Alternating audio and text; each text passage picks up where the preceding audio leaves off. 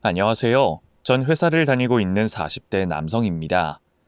이곳 채널을 간간히 보며 남성 사연자분들도 있다는 걸 봤는데, 그래도 이런 곳에 남성인 제가 인사를 드리려고 하니 여러분들과 마주하는 것도 아닌데 머쓱하고 부끄럽네요. 제 이야기를 한다는 것도 익숙치 않아 그렇게 느끼는 것 같습니다만, 제가 오늘 할 이야기가 좋은 이야기라고는 볼 수가 없어서 더 부끄러워지는 것 같아요.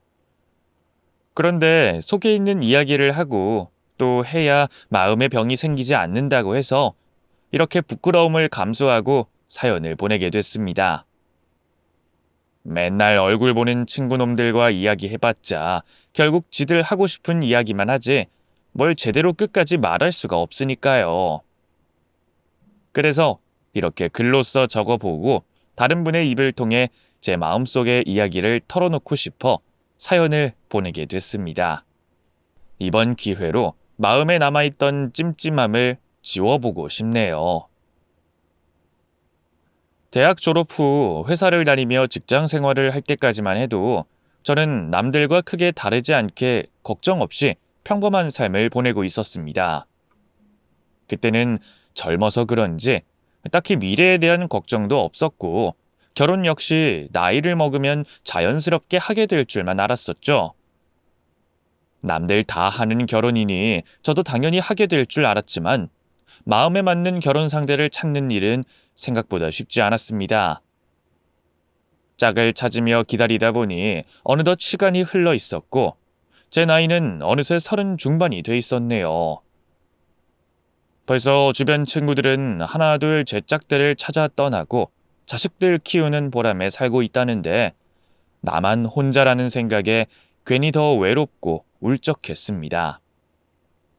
그렇게 결혼정보회사라도 가입해 제 짝을 만나봐야 하나 싶던 참에 매년 참석해오던 동창회에 참석하게 된 저는 그동안 보지 못했던 두 사람을 보게 됐습니다. 한 명은 저와 같은 반이었지만 저와 그리 친하지 않던 여학생이었고 한 명은 같은 반은 아니었지만 그 같은 반 친구와 늘 같이 붙어 다니던 탓에 종종 얼굴을 봤던 기억이 있던 여자 동창이었어요. 저와 친하지도 않았고 벌써 십수년 흐른 오래된 학창시절 일이었는데도 제가 그 두 사람을 여전히 기억할 만큼 인상에 남아 있었습니다. 그 두 사람의 조합 자체가 신선해서 기억에 남을 수밖에 없었거든요. 같은 반이었던 한 명은 고등학교 3년 내내 있는지 없는지도 모를 만큼 조용한 여학생이었고 다른 한 명은 선생님들까지 혀를 내두를 정도로 알아주는 왈가닥의 소위 논다는 여학생이었는데 어찌된 건지 전혀 어울리지 않을 것 같은 그 두 사람이 늘 붙어 다니곤 했죠. 그때도 둘이 어쩌다 친구가 된 건지 왜 친한 건지 궁금하긴 했었는데 아무래도 친한 사이가 아니다 보니 물어보지 못했어요. 그런데 30이 훌쩍 넘은 지금까지 여전히 사이좋게 붙어 다녔던 건지 졸업 이후로 소식 없던 두 사람이 오랜만에 동창회에 나온 것이었습니다. 거기다 왈가닥이던 여학생은 저희 반 동창도 아니면서까지 참석을 했고요. 물론 저와는 가까운 사이가 아니었던 탓에 저는 그냥 가볍게 인사만 하고서 그 두 사람과 별 이야기도 나누지 않았지만요. 그래서 그날 동창회에서도 저는 학창시절 친했던 다른 친구들과 어울려 결혼이 늦어지는 제 처지를 한탄하며 시간을 보냈습니다. 그런데 동창회가 있고서 며칠 뒤 모르는 번호로 연락이 왔더라고요. 상당히 친한 척하며 반가워하는 낯선 여자의 목소리에 누군가 싶었는데 알고 보니 그날 동창회에서 만났던 동창이었습니다. 오랜만에 나타난 두 여학생 중에 왈가닥이었던 그 친구였죠. 저 명훈 씨, 나 알죠? 나 이선희 친구 강나은이에요. 같은 학교 동창이었는데 그날 동창회에서도 잠깐 인사했었죠? 아, 예, 그 동창회에서 봤던... 근데 저한텐 무슨 일이시죠? 물론 같은 학교를 졸업한 동창이고 안면은 있으니 영 모르는 사이는 아니었지만 제대로 대화 한번 한 적 없던 친구가 따로 제 연락처를 알아내 연락을 해온 것이 의아했습니다. 서로 이름도 알고 동창인 걸 알면서도 불편하게 서로 존대할 사이였으니까요. 그래서 무슨 일로 연락을 했나 했더니 그 친구가 갑자기 자기와 같이 다니는 그 조용한 친구가 어떤지 물어보더라고요. 혹시 이선희 기억해요? 나는 잘 몰라도 이선희는 명훈 씨랑 같은 반이었으니 좀 친했을 거 아니에요. 글쎄요. 친하다고 하긴 좀 그렇죠. 이선희랑 제가 같은 반이었던 건 맞지만 아시다시피 이선희가 워낙 조용한 성격이라 저랑 말 한 번 제대로 나눠본 적은 없어서요. 근데 갑자기 이선희 얘기는 왜 하시나요? 제가 돌려 말하는 걸 답답해하는 성격이라 바로 말할게요. 그럼 명훈 씨는 제 친구 이선희 어떻게 생각해요? 예? 어떻게 생각하다니요? 뭘 말입니까? 이선희를 여자로 어떻게 생각하냐는 거죠. 아니 사실 그날 이선희가 명훈 씨한테 눈을 못 떼더라고요. 학창 시절부터 은근히 마음이 있었나 보던데. 오랜만에 만났는데도 여전히 그 감정 그대로인가 봐요. 듣자 하니 명훈 씨 지금 만나는 사람도 없고 아직 결혼도 안 했다고 하던데. 우리 이선희 한번 만나보는 거 어때요? 예? 이렇게 갑자기요? 둘이 영 모르는 사이도 아니고 동창인데 이런 것도 인연이잖아요. 명훈 씨는 이선희를 잘 기억 못할지 모르겠지만 그날 봤다시피 이선희가 못난 외모는 아니지 않아요?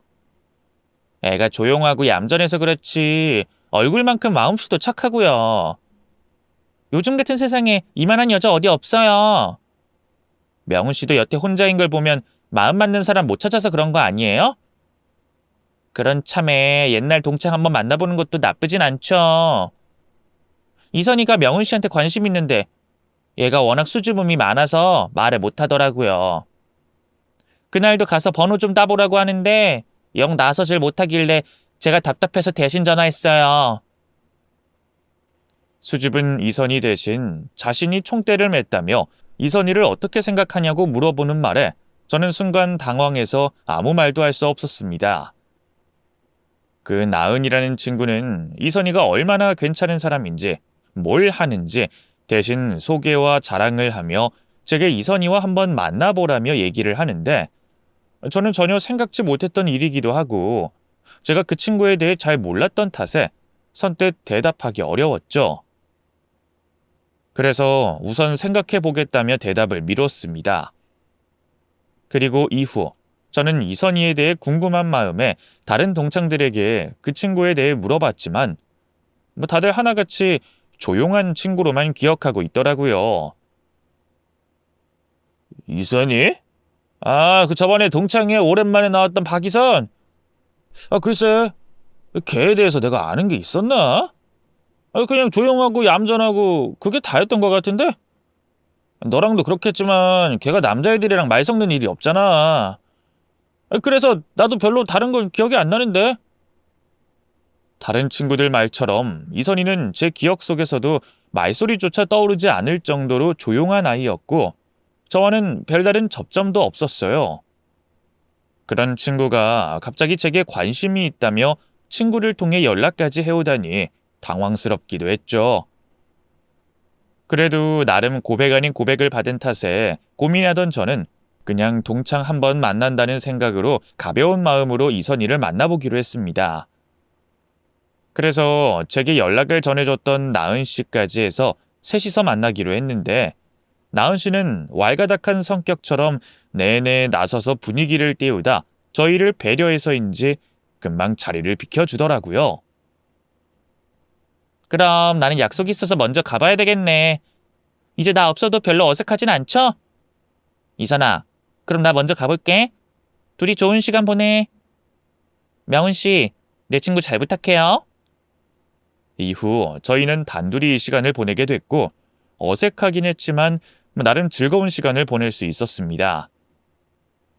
제 기억 속 조용하기만 했던 이선희는 여전히 수줍어하고 있었지만 제게 정말 관심이 있는지 이야기가 중간에 끊기지 않고 계속해서 대화를 나눌 수 있었거든요. 같은 반이었을 때도 잘 알지 못했던 저희들은 그 후로 서로를 알아가는 시간을 가지게 됐죠. 그렇게 제가 알게 된 이선희는 참 순진하고 순수한 사람이었습니다. 30 중반이 된 나이에도 이렇게 순수한 사람이 있을까 싶을 정도로 때묻지 않은 듯 맑은 사람이었고, 아직 정식으로 만나기 전임에도 저를 알뜰살뜰히 챙겨주며 배려심 넘치는 모습에 저도 마음이 가게 됐죠.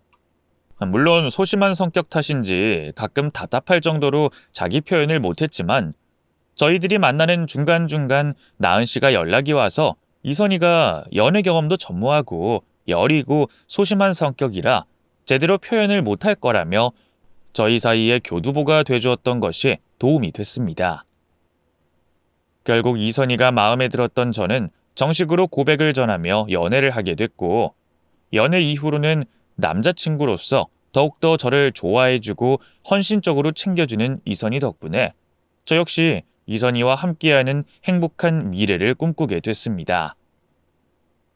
저도 오랜만에 하는 연애에 설레는 만큼 이선희에게 잘하려 노력했고, 이선희가 워낙 좋은 사람이다 보니 저희가 만나며 별다른 문제는 없었어요.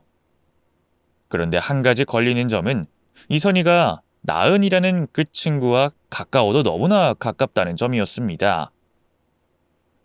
강나은 그 친구 덕분에 저희가 만나게 됐으니 그건 고마운 일이었지만, 가끔은 이선희가 너무 그 친구에게 의지하는 게 아닌가 싶어 걱정이 됐거든요.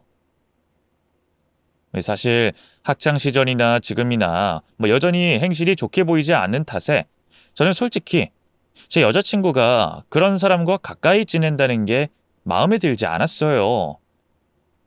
그래서 앞으로는 그 친구와 적당히 거리를 뒀으면 싶다고 얘기를 해보기도 했지만, 여자친구는 그 친구가 자기 인생의 유일한 친구고 알고 보면 좋은 사람이라며 저를 설득시키더라고요.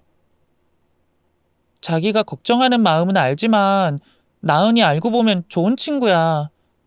나은이가 워낙 거침없고 활달한 성격이라 주변에 오해를 많이 사서 그렇지, 사실 알고 보면 정말 속 깊고 착한 아인데, 특히 나한테는 둘도 없는 친구고. 애초에 용기 없던 내가 명훈이 너를 만나게 도와준 것도 나은이잖아. 그 정도로 나를 걱정하고 챙겨주는 친구니까 자기도 나은이 조금은 좋게 봐줬으면 좋겠어. 여자친구가 그렇게까지 말하다 보니 저도 더 이상 말을 할 수는 없었지만, 너무 자주, 심지어 저와 데이트를 하는 중에도 이선희를 불러내는 그 친구가 점점 더 눈에 가실 수밖에 없었죠. 하지만 그 부분을 제외한다면 여자친구와 아무런 문제가 없었던 저는 이선희와 결혼을 계획하고 서로 경제적 상황을 오픈하기로 했습니다. 그런데 그동안 착실하고 열심히 사는 줄 알았던 여자친구가 30 중반 나이임에도 제 생각보다 모은 돈이 너무 없는 겁니다. 이 돈으로 어떻게 결혼 준비를 할 수 있을까 걱정될 정도로 말이죠. 평소 옷이나 화장품에도 별 관심 없어 보이고 크게 돈 쓰는 것 없이 수수한 여자친구가 왜 이리 모은 돈이 없는지 의아할 수밖에 없었습니다. 그래서 조심스럽게 이유를 물어보니 여자친구에게도 나름의 사연이 있었어요. 그게 내가 성격이 좀 소심하잖아. 그래서 그런지 예전 회사 다닐 때 회사에 적응을 못했었어.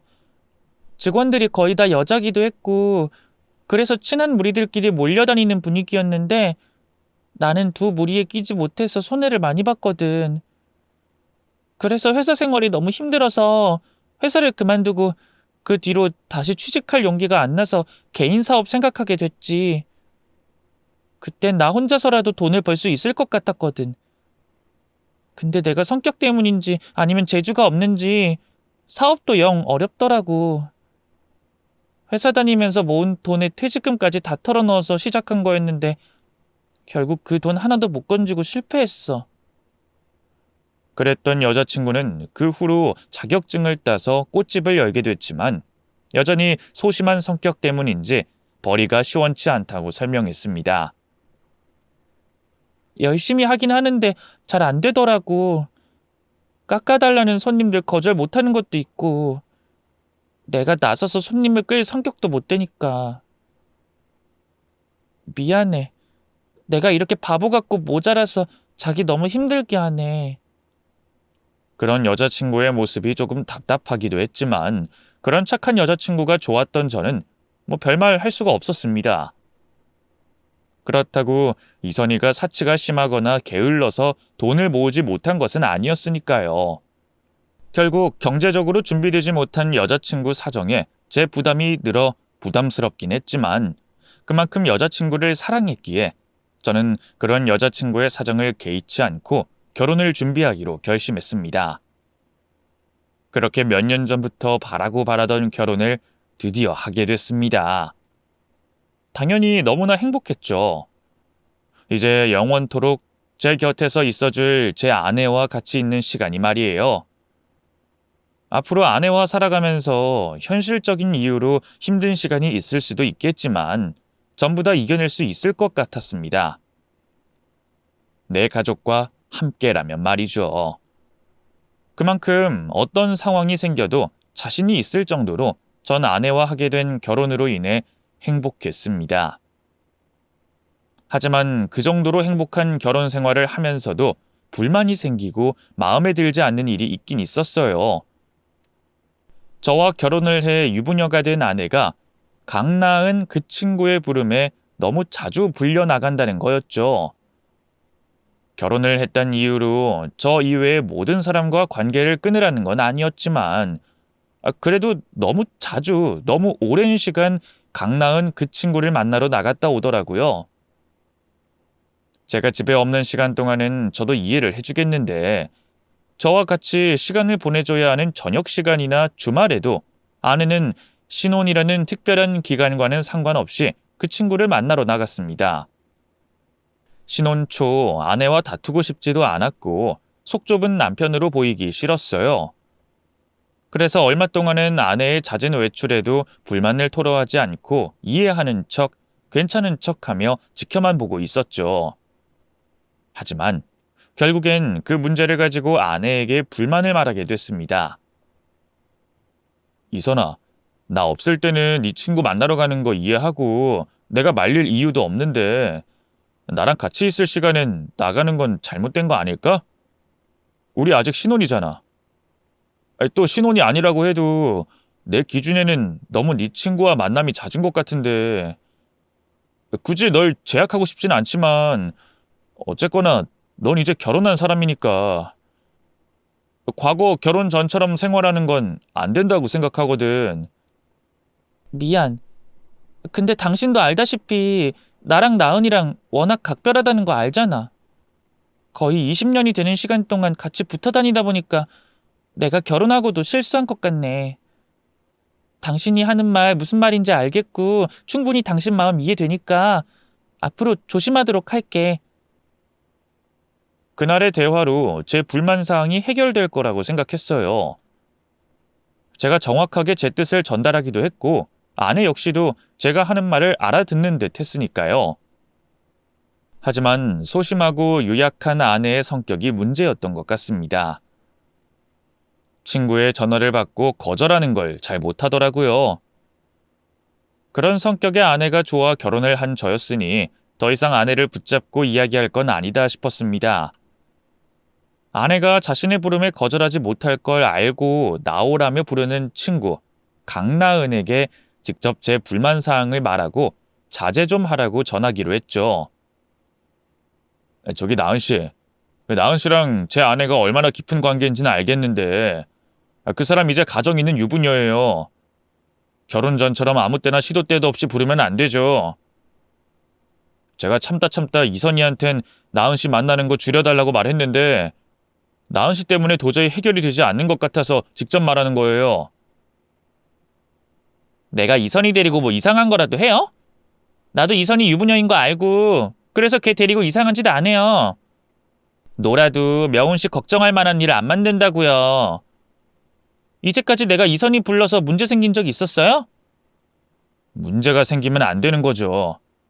그리고 너무 자주 빈번하게 제 아내를 부르는 것 자체가 문제인 거라고요. 적어도 제가 아내와 있을 시간에는 나오라고 하면 안 되는 거죠. 앞으로 저녁 시간이나 주말엔 이선희 부르지 않았으면 좋겠어요. 무슨 일이 있든.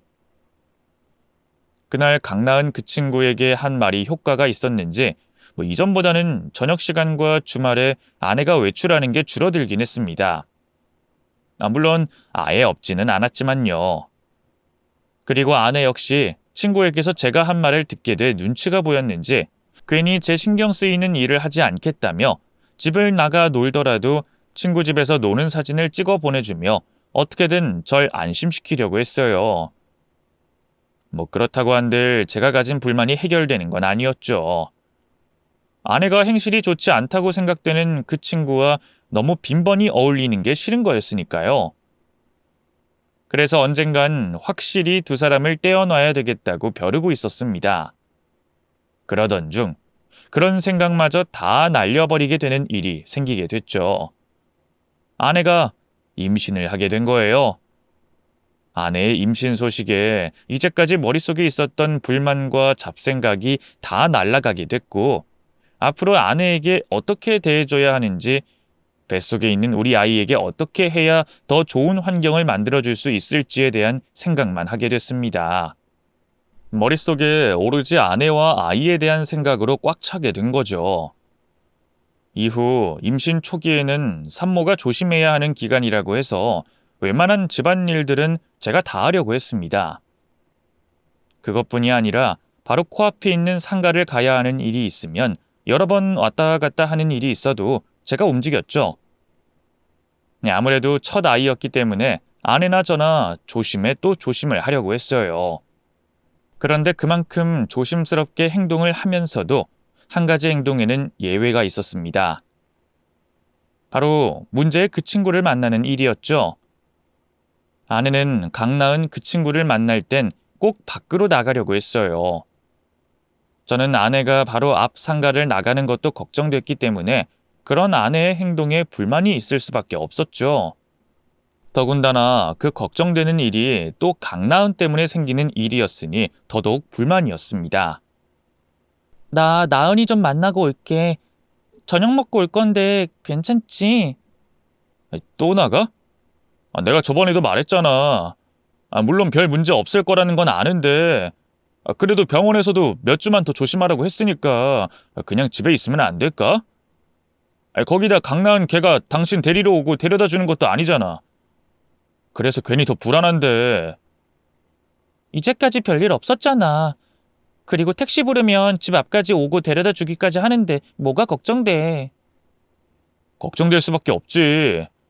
저번에도 강나은 걔네 집에서만 있겠다고 해놓고 밖으로 나가서 놀았잖아. 집이면 몰라도 밖에 나가면 무슨 일이 생길지 모르고 특히 오늘같이 어딜 가나 사람이 많을 주말에는 내가 더 걱정되지. 오늘은 정말 나은이 걔네 집에서만 놀 거야. 이거 봐. 옷도 편하게 입고 가잖아. 그래도 그냥 밖에 나가는 게 불안해. 전 그러면 내가 밖에 나가 있을게. 나도 오랜만에 친구들 만나면 되니까 그게 내 마음이 더 편하겠다. 어차피 당신이 거기로 가서 노는 거나 강나은 걔가 우리 집에 와서 노는 거나 마찬가지 아니야? 좀 다르지. 걔네 집에는 나 때문에 집을 일부러 나갈 사람이 없잖아. 당신이 아무리 밖에서 재밌게 놀고 있다고 해도 나나 나은이는 밖에 나간 당신이 신경 쓰이지. 마음 편히 놀지도 못하고. 그리고 나은이가 나 온다고 음식 준비한 것도 있어서 오늘은 꼭 가야 해. 내가 다음엔 나은이 우리 집으로 부르고 당신 걱정하지 않게 할 테니까 오늘은 좀 봐줘, 응? 이제까지 문제 있었던 적 한 번도 없었잖아. 그럼 내가 데려다 줄게. 올 때도 연락하면 내가 데리러 가고. 주말에 당신 집에 두고 나가는데 미안하게 어떻게 그렇게 해. 어차피 택시 호출해서 지금 거의 다 왔다고 하니까 그거 타고 가면 돼. 올 때도 택시 타고 오고. 알겠어. 그러면 택시 탈 때마다 차량 번호 찍어서 보내줘. 혹시 모르니까. 제가 말린다고 친구 집으로 안 갈 아내도 아니었고 괜히 저 때문에 친구를 못 만나게 돼 스트레스를 받을까 봐 아내를 보내줬습니다.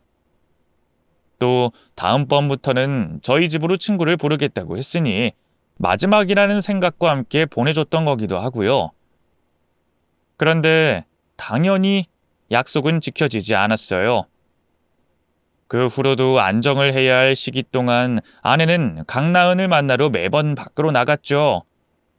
그러다 몸조심해야 할 임신 초기가 지나갔고 안정기가 됐어요. 그 후로는 강나은 그 친구를 만나겠다고 나가는 아내를 제가 말릴 수조차 없었죠. 그렇게 불만이 잔뜩 쌓여갈 때쯤 안 그래도 불만이 많은 저에게 아내가 제 신경을 건드리는 말을 했습니다. 동남아 태교 여행을 가겠다고 하더라고요. 저와 함께 가는 게 아니라 강나은 그 친구와 함께 말이죠. 뭐? 태교 여행을 강나은이랑 가겠다고? 내가 이해가 잘 안 돼서 그러는데. 그러니까 우리가 함께 가는 태교 여행에 강나은을 같이 데려가겠다는 거야? 그 말인 거지? 아니, 그게 아니라 나랑 나은이랑 단둘이서 가려고. 당신 지금 무슨 소리 하는 거야? 태교 여행이라면서. 그런데 왜 내가 아니라 강나은이랑 갔다 와? 태교 여행이면 당연히 남편인 나와 함께 가야지. 친구랑 가겠다는 게 말이 된다고 생각해? 당신이랑 가고 싶지. 그런데 당신 휴가 가려면 한참 남았잖아. 거기다 앞으로 2-3달간은 엄청 바쁜 시기 아니야? 그럼 여행 가기 딱 좋은 지금 이 시기엔 당신이랑 가고 싶어도 갈 수가 없잖아. 그리고 이제 나은이랑 내가 여행 갈 수 있는 날이 언제 또 있겠어. 배가 더 불러오면 가까운 곳을 가는 것도 힘들 테고. 그러다 아이 낳으면 애 키운다고 정신 없겠지. 그러면 자연스럽게 나은이랑 더는 어울릴 시간이 줄어들 거 아니야. 여행은 무슨 괜히 집에서 하루라도 자고 올 수나 있겠어? 그래서 내 태교 여행이자 우리들끼리 마지막으로 가는 여행이라고 생각하고 이번에 다녀오려고 하는데, 당신도 알잖아. 나랑 나은이 정말 평생 친구라고 자신있게 말할 만큼 가까운 사이라는 거. 그런 우리 사이도 이제 현실적인 이유로 각자의 삶에 충실해져야 하니까 마지막으로 가려는 거야. 또 우리가 말을 하다가 들떠서 먼저 계획을 다 잡아놨거든. 나은이가 신나서 준비도 다 해놨고 나는 그냥 몸만 가면 돼. 비행기표도 그렇고 여행 가서 드는 돈도 전부 나은이가 선물이라고 부담한다고 했어. 이래도 안 돼? 당신이랑은 당신 회사 일 한가해지면 그때 가면 되잖아, 응? 이번에도 또 강나은이라는 생각에 아내의 부탁이 마음에 들진 않았지만 두 사람의 오래된 인연으로 인해 이해가 가기도 했어요. 또 이번 여행 이후 아내와 강나은이 자주 만나는 일도 가깝게 지내는 일도 줄어들고 자연스럽게 멀어질 것 같다는 아내의 말에 내심 기분이 좋기도 했습니다. 그래서 큰맘 먹고 아내가 강나은과 떠나겠다는 여행을 보내주기로 했죠. 그렇게 친구와 떠나는 여행을 저에게 허락받게 된 아내는 얼마 되지 않아 비행기를 타고 떠났습니다. 마치 제게 허락을 받을 거라는 걸 알았던 것처럼 말이죠. 이왕 여행을 보내주기로 했으니 다른 생각은 하지 않기로 했고 걱정하는 마음도 접어두기로 했어요. 물론 임신까지 한 아내가 멀리 여행을 떠났는데 당연히 걱정을 안 할래야 안 할 수는 없었지만 제 걱정을 알고 있다는 듯이 하루에도 여러 차례 뭘 먹는지 뭘 하고 있는지 사진 촬영을 해 보내주는 아내 덕분에 걱정을 덜 수 있었죠. 회사 일이 바빠 정신이 없기도 했고요. 그런데 아내가 여행을 떠나고 얼마 지나지 않아 저에게 전화 한 통이 왔습니다. 강나은이었죠. 원래였으면 바쁜 척 전화를 끊고 한참 뒤에나 문자로 무슨 일이냐고 물어봤을 텐데 그때는 아내 옆에 있는 사람이 강나은 하나였으니 아내에게 무슨 일이라도 생긴 건가 싶어서 걱정된 마음에 발신이 뜨자마자 전화를 받았어요. 그리고 놀라운 이야기를 듣게 됐죠. 나은 씨, 무슨 일이에요? 제 아내 일 때문이에요? 깜짝이야. 뭐야? 내가 전화할 줄 알았어요? 설마 이선희 그년이 벌써 전화한 거예요? 네? 아니요. 그게 아니라 제 아내 일이 아니고서야 나은 씨가 저한테 전화할 이유가 없으니까 그렇게 생각했죠. 그런데 무슨 일이 있어요? 제 아내가 저한테 벌써 전화를 했다니. 두 사람 싸우기라도 한 거예요? 아직 아무것도 모르네. 뭐 싸운 건 아닌데 그 미친년이 정신 나간 짓 했길래. 이제 그년 시녀짓 하는 거 그만두려고요. 내가 긴 말한다고 믿을 것도 아닐 테니까 전화로 시간 낭비하지 말고 그냥 지금 당장 와서 인연 잡아가세요.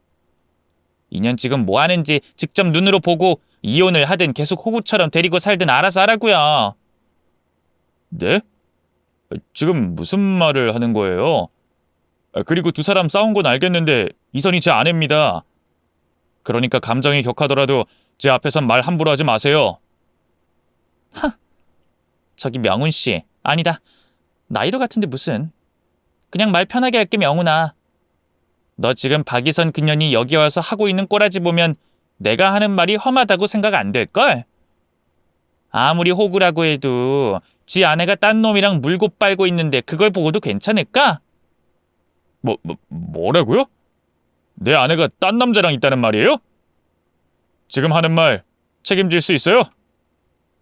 혹시 잘못 보고 홧김에 나한테 말하는 거 아니에요? 잘못 보긴 뭘 잘못 봐. 여행 오기 전부터 물고 빨고 하던 사이였는데 이선이 나랑 여행 온 게 아니고 너 몰래 만나던 남자랑 온 거야. 지금도 네가 열심히 회사 다니며 돈 벌고 있을 때 그놈이랑 아주 난리가 났다고. 방금 내가 한 말에 책임질 수 있냐고 했지? 책임질 수 있으니까 내가 보내줄 주소로 와. 당장 비행기표 끊고 오라고. 강나은 그 여자의 전화를 끊고도 방금 듣게 된 이야기가 믿기지 않아 잠시 어리나간 채로 서 있었습니다. 그러다 톡 알람 소리에 정신이 들었죠. 방금 전 저와 통화를 했던 강나은이 보낸 톡이었어요.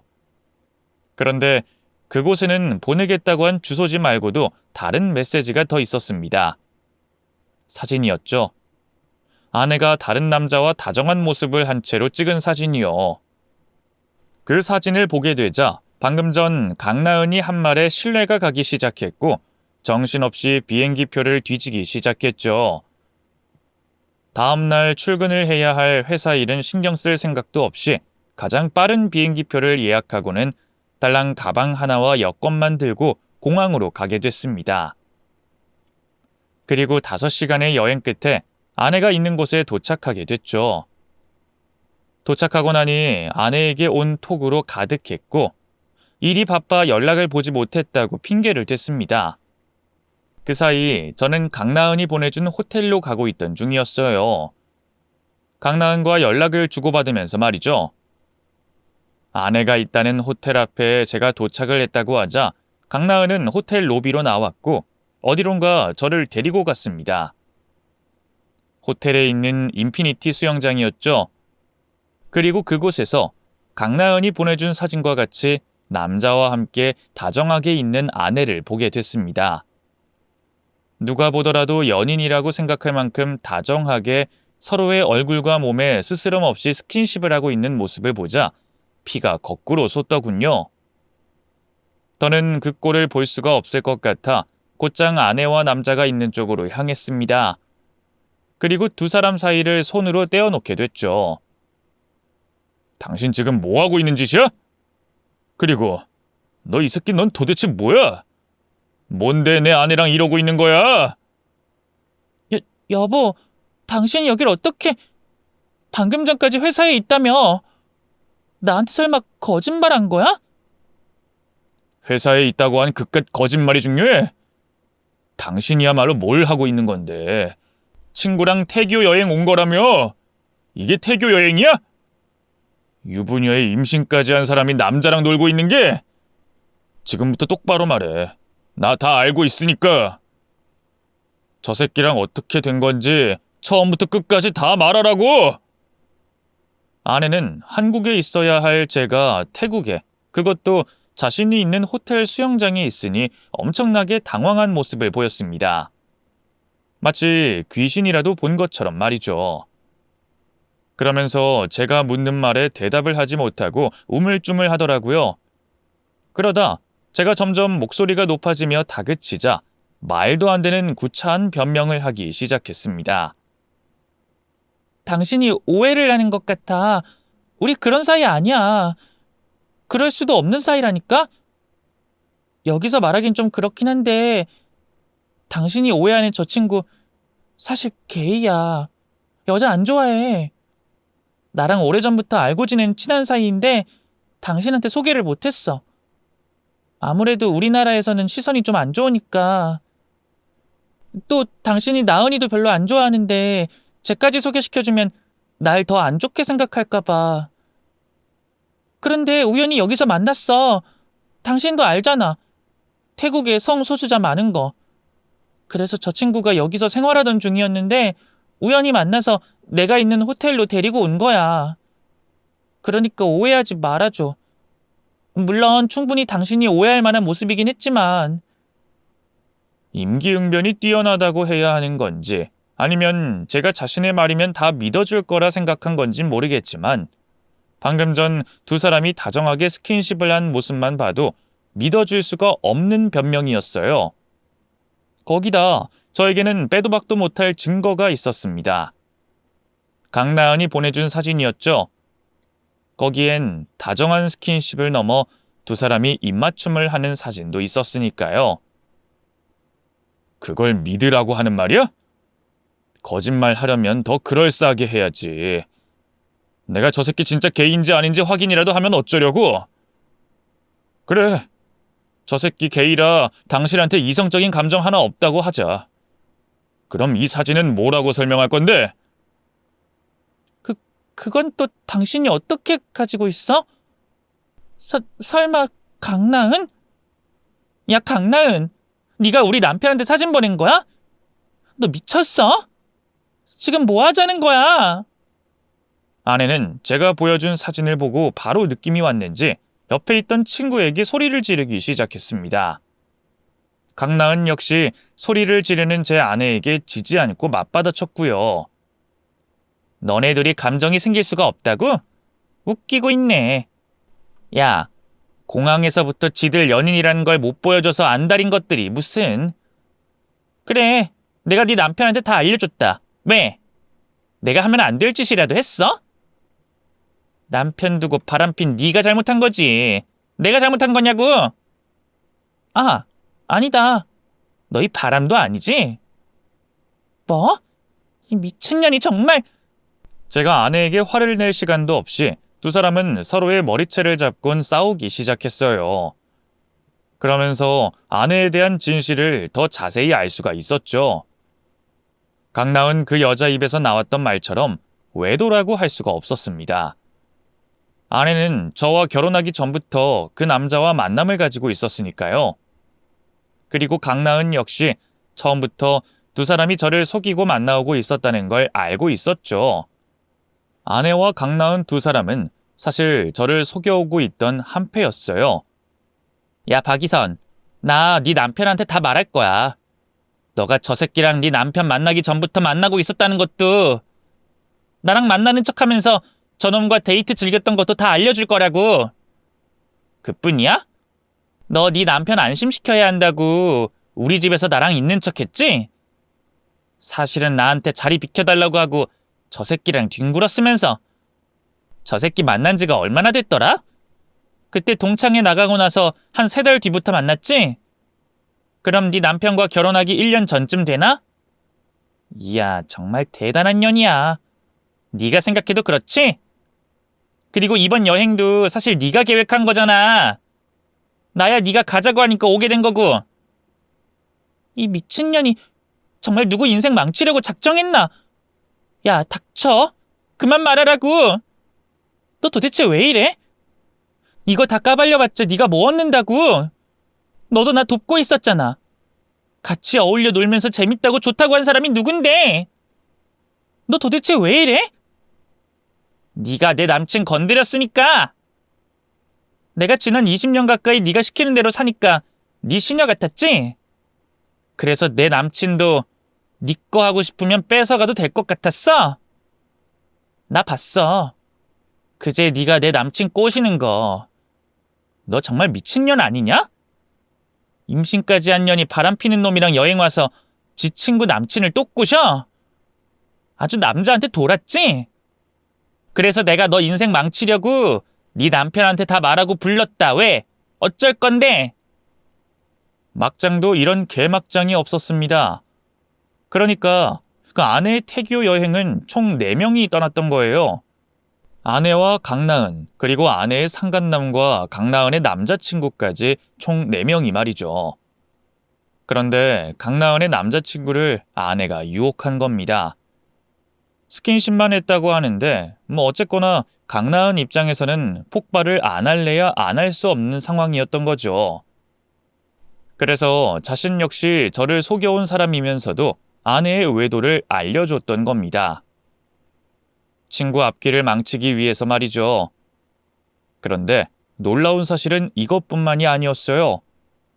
제가 이제까지 모르고 있던 더 놀라운 사실이 남아 있었죠. 아마 이제까지 아내가 한 행동을 저에게 들으시곤 다들 한 가지 속담이 떠오르실 겁니다. 얌전한 고양이 부뚜막에 먼저 올라간다. 보통 겉으론 얌전하고 조신해 보이는 사람의 실상이 보통의 사람들보다 더 엉큼한 경우나 예상하지 못한 행동을 했을 때 하는 말이죠. 그래서 얌전하고 소심한 제 아내의 행동을 보곤 그렇게 생각을 하셨을 거예요. 그런데 아내는 절대 소심한 성격도 얌전한 사람도 아니었습니다. 학교에서 그것도 다른 학생들에게만 그랬던 거예요. 사실은 흔히 양아치와 날라리라고 불리는 과였던 거죠. 학교에서 좀 논다고 하던 강나은보다 훨씬 더 노는 학생이 바로 제 아내 박이선의 진짜 모습이었던 겁니다. 그래서 강나은이 제 아내 곁에 있었던 거죠. 다른 사람들이 보기엔 왈가닥인 강나은이 소심하고 얌전한 아내를 쥐고 흔든다고 생각했겠지만 실상은 반대였던 거예요. 강나은이 제 아내가 하는 말에 찍소리도 못하고 시키는 대로 하는 상하의 관계였던 거죠. 나중에 알게 됐지만 제 아내가 다른 동네에서는 정말 대단했다고 합니다. 소위 일진이라고 불리는 무리에서도 가장 노는 학생이었다고 하고 못된 짓이라는 짓은 다 하고 다녔다고 해요. 그런데 아내의 집안이 엄격한 분위기였고 고등학교 때 자기 동네가 아닌 다른 동네로 전학을 오게 되면서 과거를 완전히 숨겼던 거죠. 강나은 역시 전학을 왔던 상황이었는데 하필 제 아내와 중학교 때 안면이 있다는 이유로 붙어 다녔던 거고요. 거기까지는 학생 때 했던 방황이라고 쳐줄 수 있겠는데 성인이 돼서 한 아내의 행동을 보면 이게 또 말이 안 나옵니다. 길게 말할 것 없이 유흥이라는 이 단어 하나로 설명을 끝낼 수 있을 것 같네요. 20대 전부를 유흥에 다 쏟았다고 생각하시면 될 거예요. 나이트, 클럽, 호스트바 등등 술과 남자만 있으면 되는 삶을 살았다고 했죠. 당연히 남자는 셀 수도 없이 많이 만났고 술 역시 말할 것도 없었습니다. 그러다 어느새 나이가 30이 넘었던 거예요. 20대 때야 걱정 없이 언제든 자기 좋다고 하는 남자와 만남을 가질 수 있었겠지만 30이 넘게 되니 그러기가 힘들었을 겁니다. 자기를 좋다고 하는 남자들은 성에 차지 않았던 것 같고요. 그렇게 눈은 높아져 있는 상태에서 나이는 매년 1살, 2살 먹어가고 술 먹고 남자 만나느라 모은 돈도 제대로 된 직업도 없던 아내는 그때부터 미래가 걱정되기 시작했는지 결혼할 상대를 만나기 위해 여기저기 들쑤시고 다녔다고 해요. 그래서 단 한 번도 나오지 않던 동창회에 강나은을 데리고 왔던 거였고 그 동창회에서 신세한탄을 하고 있던 저를 보게 된 겁니다. 아마 아내 눈에는 제가 자신의 인생을 책임져 줄 사람으로 보였겠죠. 결혼에 조급해하고 있는 제 모습을 봤으니까 말이에요. 그래서 강나은을 이용해 저에게 접근을 한 겁니다. 강나은이 옆에서 바람을 잡고 자신의 과거를 숨겨 저와 연애를 하고 이후 결혼까지 성공한 뒤 제가 벌어오는 돈으로 남은 생을 편안하게 생활하려고 말이죠. 그러다 술김이든 제정신이든 자신의 욕구를 참지 못해 강나은의 남자친구를 건드려 결국 모든 게 까발려지는 그 상황을 자초하게 된 거고요. 제 입장에서는 정말 다행인 상황이었습니다.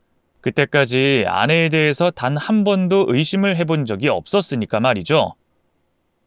두 사람이 다투며 스스로들 내뱉는 모든 사실로 인해 제가 더 이상 제 손을 굳이 더럽힐 일도 없었습니다.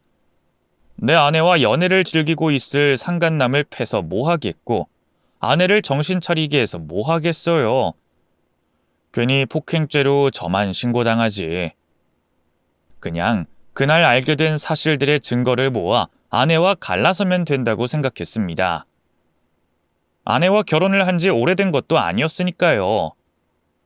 그래서 잠깐 머리를 식힐 시간을 가진 뒤 저는 한국으로 돌아갔고 곧장 변호사를 찾아가 혼인 취소 소송을 진행하게 됐죠.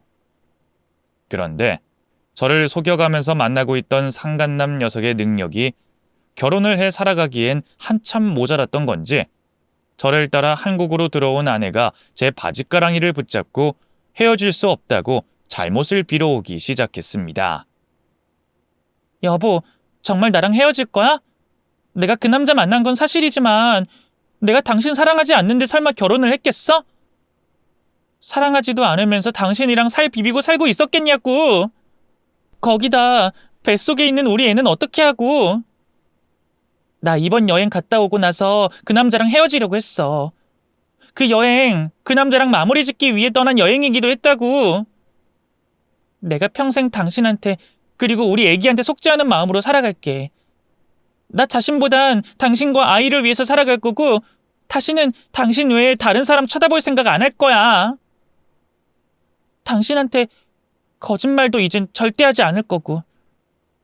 그러니까 제발 생각 다시 해주면 안 될까? 벌써부터 또 거짓말을 하고 있는데 내가 왜 당신 같은 사람을 용서해? 그 남자랑 헤어지려고 했다고? 그런 사람이 여행 떠나기도 전에 그 인간이랑 저녁 식사할 레스토랑을 예약해? 그날이 그 인간 생일이라며? 야, 네가 아는 것보다 나 너에 대해서 많이 알아. 네가 네 친구에게 조잘조잘 모든 걸 다 말해놔서 나도 네 친구가 알고 있는 만큼 다 알고 있거든. 지금도 내 핸드폰에 실시간으로 너랑 그 남자 사이 있었던 일들 들어오고 있다니까? 네가 그 남자랑 했던 행동들에 대한 증거들이. 그리고 강나은 걔는 확실하진 않다고 하지만 내가 확신이 있어서 그래. 당신 뱃속에 있는 아이 정말 내 아이 맞아? 내 아이가 맞냐고? 당신이 처음 임신했다고 했을 땐 마냥 기뻐서 생각을 못했는데 어느 날 출근하면서 날짜보다 뭔가 이상하다는 생각이 들더라고. 당신 임신한 날짜 계산해보니까 아무래도 그 전후로 잠자리를 하지 않은 것 같았거든. 근데 내가 잠자리를 하지 않았는데 당신이 임신을 한 게 말이 되나 싶어서 그때는 내가 기억을 못하나 보다 싶었지. 근데 당신이 나 말고 다른 남자가 있다는 걸 알게 되니까 난 확실하다고 생각해. 당신 뱃속에 있는 아이가 내 아이가 아닐 거라고 난 확신하는데 당신이 아니라고 하면 아이 출산하자마자 확인해볼까? 아내는 저를 끝까지 기만하려고 했겠지만 전 아내가 생각하는 것보다 더 많은 걸 알고 있었습니다. 그래서 아내를 용서할 수 없었고 제가 내린 결정을 바꿀 생각도 없었죠.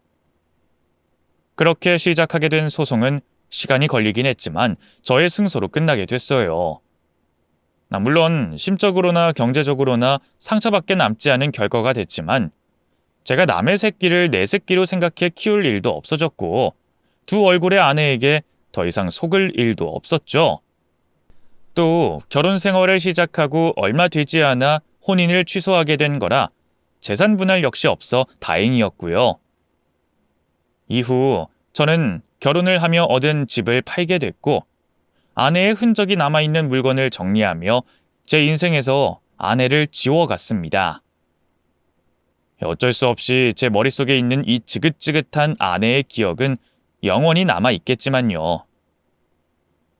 이혼 이후에 저는 한동안 저 스스로 마음을 정리하는 시간을 가지게 됐어요.